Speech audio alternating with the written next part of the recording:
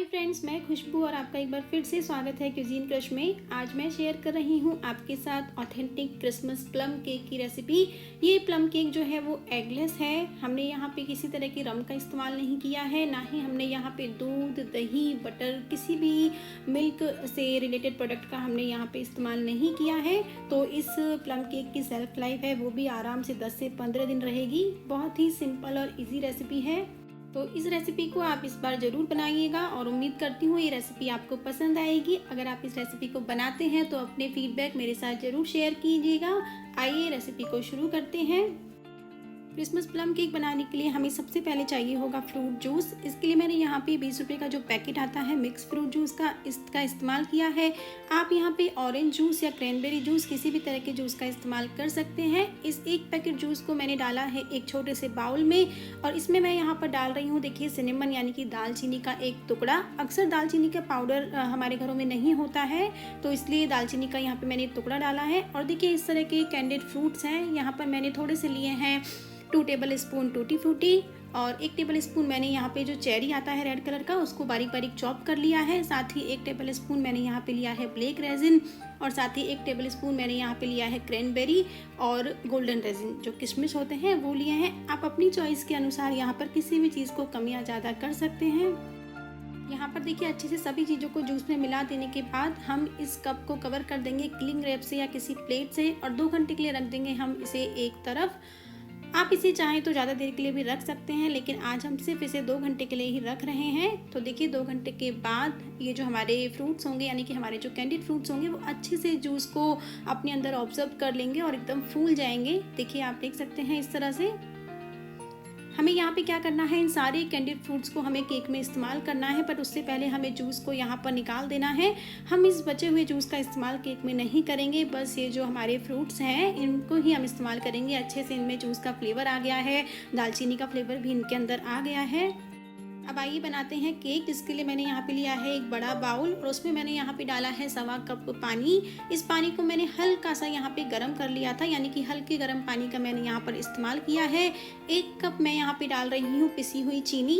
ये brown sugar है जिसको मैंने मिक्सी में पीस लिया था और 1 कप माप के उसके बाद मैंने डाला है। आप चाहें तो इस केक को जैगरी पाउडर से भी बना सकते हैं।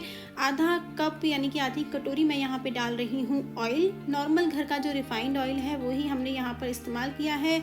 इन तीनों ही चीज़ों को हम अच्छे से यहाँ पर कर लेंगे मिक्स। देखिए, चूंकि हमने यहाँ पर दूध का इस्तेमाल नहीं किया है, पानी का इस्तेमाल किया है, तो इस केक की जो सेल्फ लाइफ है वो बढ़ जाती है। दूध वाले केक जो है वो ज़्यादा दिन नहीं चल पाते हैं।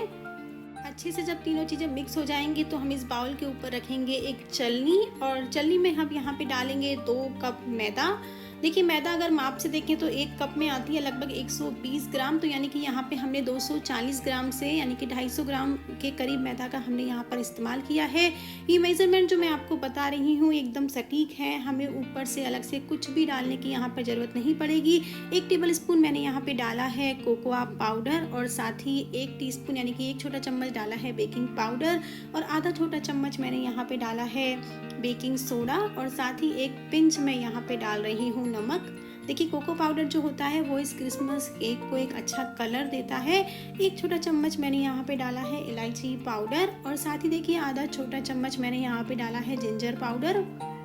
क्योंकि यहाँ पर दालचीनी का पाउडर भी डाला जाता है, बट हमने वहाँ पे दालचीनी का टुकड़ा डाल दिया था जब हमने कैंडिड फ्रूट सोक किए थे, तो इसलिए हम यहाँ पे दालचीनी का पाउडर नहीं डाल रहे हैं। अच्छे से इन सभी ड्राई इंग्रेडिएंट्स को हम छान लेंगे। अब मैं यहाँ पे डाल रही हूँ कुछ कटे हुए ड्राई फ्रूट्स, यानी कि थोड़े से काजू के टुकड़े हैं और थोड़े से बादाम के टुकड़े हैं। अगर आप चाहें यहाँ पर तो पिस्ता और वॉलनट यानी कि अखरोट भी डाल सकते हैं। हमारे केक की सभी सामग्री हमने देखिए यहाँ पे डाल दी हैं ऑलमोस्ट। बस हम इसे स्पैचुला से हल्के हल्के मिलाते जाएंगे इन सब चीज़ों को।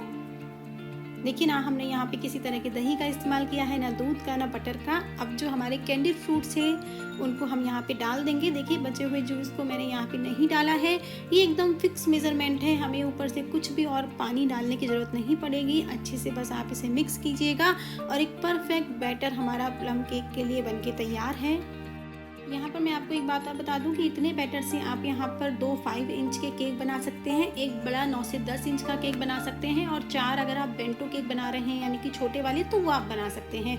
आज मैं यहाँ पर एक बड़ा केक बना रही हूँ जो कि 9 से 10 इंच का है। तो देखिए उसके लिए मैंने यहाँ पे एक 9 इंच के राउंड मोल्ड का इस्तेमाल किया है, जिसको यहाँ पे मैंने बटर पेपर से अच्छे से ग्रीस कर लिया है।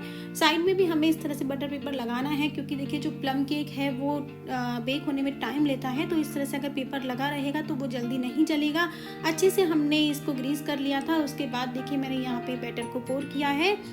एक दो बार हम इसे अच्छे से कर देंगे टैप, जिससे कोई भी बड़ा एयर बबल केक के अंदर नहीं रहेगा। अब आप अपनी इच्छा के अनुसार इस केक को ऊपर से डेकोरेट कर सकते हैं। आप चाहें यहाँ पे तो टूटी फ्रूटी, काजू, किशमिश, बादाम, walnut, dry black resins, cranberries, resins, कुछ भी आप यहाँ पर लगा सकते हैं, चेरीज। देखिए आज मैं इस केक को बना रही हूँ ओवन में, इसलिए मैंने यहाँ पर ओवन को प्री हीट कर दिया था 10 मिनट के लिए 180 डिग्री सेल्सियस पर। और अगर आप बनाना चाहते हैं इस केक को कढ़ाई में तो भी आप इजीली इस केक को कढ़ाई में बना सकते हैं। केक को यहाँ पर आज मैं बेक कर रही हूँ OTG में, जिसके लिए मैंने केक को रखा है मिडिल रैक पर। लोअर रॉड को मैंने ऑन रखा है, 180 डिग्री मैंने टेम्परेचर यहाँ पे रखा है और 45 मिनट्स के लिए मैं केक को बेक कर रही हूँ। अगर आपकी OTG का टेम्परेचर थोड़ा ज़्यादा रहता है, यानी कि जल्दी गर्म आपका OTG हो जाता है, तो आप टेम्परेचर को कम कर सकते हैं, यानी कि 160 डिग्री आप टेम्परेचर को कर सकते हैं। और 45 मिनट्स में मुझे यहाँ पे अच्छे से केक बनकर तैयार हो गया था। आप चाहें तो लास्ट के 20 मिनट जो है वो आप टेम्परेचर को कम कर दीजिएगा। देखिए इस तरह से हमारा ये जो प्लम केक है वो अच्छे से बनके तैयार है। आप इस केक को 15 से 20 मिनट तक ठंडा होने दीजिएगा और 15 से 20 मिनट के बाद आप इसे डीमोल्ड कीजिएगा। देखिए इस तरह से तुरंत आप इस केक को डीमोल्ड ना करें, क्योंकि बहुत गर्म होता है, टूट जाएगा और एकदम सॉफ्ट और एकदम स्पंजी और बहुत अच्छे से फ्लेवर वाला ये केक हमारा बनके तैयार हुआ है। देखिए टेक्सचर एकदम सॉफ्ट और कलर एकदम परफेक्ट यहाँ पे हमको मिला है। तो यहाँ पे आप देख सकते हैं हमारा एक बजट फ्रेंडली सा एगलेस क्रिसमस प्लम केक बनके तैयार है, जिसमें हमने ना किसी तरह का दूध, दही, कंडेंस मिल्क, बटर का इस्तेमाल नहीं किया है। अगर आप होम बेकर हैं तो आप आसानी से इस प्लम केक को इस क्रिसमस सेल कर सकते हैं। जब केक अच्छे से ठंडा हो जाए, यानी कि 3 से 4 घंटे के बाद, तब हम इस केक को कट करेंगे। आप देख सकते हैं केक का जो टेक्सचर है वो अंदर से एकदम सॉफ्ट है और खाने में भी केक बहुत टेस्टी था, क्योंकि हमने इसमें सिनेमन डाला था, सिनेमन का एक फ्लेवर इसके अंदर था। आप चाहें तो इस केक के अंदर देखिए किसी भी तरह के एसेंस का इस्तेमाल भी कर सकते हैं। आप यहाँ पर जूस भी डिफरेंट वेराइटीज़ का ले सकते हैं, यानी कि क्रैनबेरी या फिर ऑरेंज जूस भी आप यहाँ पर इस्तेमाल कर सकते हैं। तो उम्मीद करती हूँ ये रेसिपी आपको पसंद आई होगी। इस रेसिपी को ट्राई कीजिएगा। अगर आपके पास कोई भी डाउट हो तो उन्हें कमेंट सेक्शन में आकर ज़रूर पूछिएगा। बस यहाँ पर आप ध्यान रखें कि हर चीज़ का मेज़रमेंट आप प्रॉपर लें। मैंने पानी का, मैदा का, चीनी का मेज़रमेंट एकदम परफेक्ट आपको बताया है। तो बस अगर आप एकदम परफेक्ट मेज़रमेंट लेंगे तो आपका केक भी जो है वो एकदम परफेक्ट ही बनके तैयार होगा। अगर आप चाहें अपने केक के फ़ोटोज़ मेरे साथ इंस्टाग्राम के ऊपर भी शेयर कर सकते हैं, तो इंस्टाग्राम पर क्यूजीन क्रश के नाम से आप मुझे फॉलो कर सकते हैं। फिर मिलते हैं एक नई रेसिपी के साथ, तब तक के लिए bye bye. Thanks for watching.